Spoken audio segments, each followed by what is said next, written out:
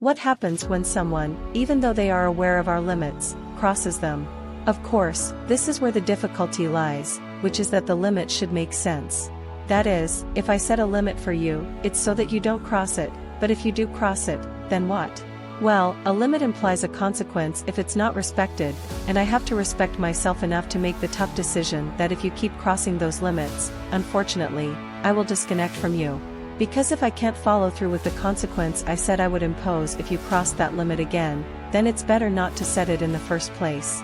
If I tell my partner, if you cheat on me again, I will end the relationship, but when they cheat again, I don't end it, the limit loses its meaning, and I've simply shown my partner that my word has no value, that even my willpower has no value. Therefore, the most challenging aspect of setting limits is actually enforcing the consequences we've said would happen if those limits were crossed. So, unfortunately, and it may hurt because cutting someone out of our life is always painful, even though it might later be a relief. I always say that there are goodbyes we start with tears and end with applause. But, even though it's painful, we have to make the brave decision not to do what we feel like in that moment, because what we feel like isn't always what's best for us and our lives. Cutting ties with those who don't respect our limits, as I mentioned earlier, means that they benefit when we don't set them. In this regard, how can we be a healthy person for others? Being a healthy person for others begins with self-awareness, with getting to know oneself. Perhaps if I am a very insecure person, I won't become the most confident person in the world, right? But I believe it involves setting realistic goals and deciding, I want to be this kind of person, I want to make those around me feel this way, I want to contribute this to those who love me, and that's what I'm going to try to do, okay? Let's say I'm a person who finds it difficult to express my feelings to others, for example. Well, I'm going to take small steps, set small goals, and little by little work towards becoming the person I want to be.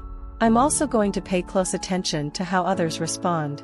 If several people complain about the same thing regarding me, maybe I need to reevaluate. I'm not perfect, I need to reflect. If everyone tells me I have a strong personality and I explode when I get angry, then maybe I need to work on that part of myself. Being healthy for others also means self-assessment and saying, okay, I'm repeating this pattern, I need to work on it. And on the other hand, where do I want to go? What kind of person do I want to be?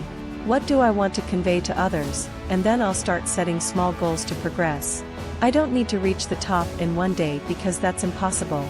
In fact, big changes we set for ourselves sometimes don't last long. It's like saying, I'll start exercising every day for a week. Well, you might not be able to go from 0 to 10, but you can go from 0 to 1 and from 1 to 2, right? So, it's about knowing very well who you want to be and what you want to convey to others and setting small goals to reach that point. I believe it's very important to consider something that the philosopher Immanuel Kant mentioned in his categorical imperative, which, though not an exact quote, can be understood as the concept of, act in such a way that your behavior could be adopted as a universal law. I use this concept a lot, both in my counseling sessions and with myself, by asking, okay, if everyone acted like me in this exact moment, what would happen? Would the world be better off or worse off?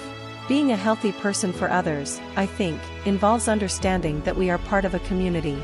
When we yield the right of way to someone on the road, we are making a gesture toward a person who, even if they don't say it, may be grateful.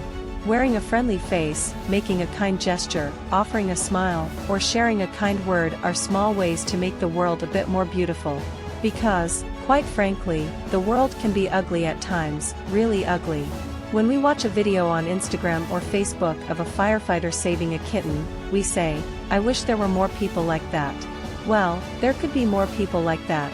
In the end, act in a way that your behavior could become a universal law. Being a healthy person, not just for others but for the world as a whole, involves applying this way of thinking, understanding that we live in a community and acting as a community with a common good, which is that, to the best of our ability, we treat each other as well as we can. Because we all carry heavy backpacks filled with burdens and pains. When you have someone in front of you, you don't know what that person is going through. Therefore, be as kind as you can, because the world, or at least the part of the world that is going well, is doing so thanks to people like that, not the other way around.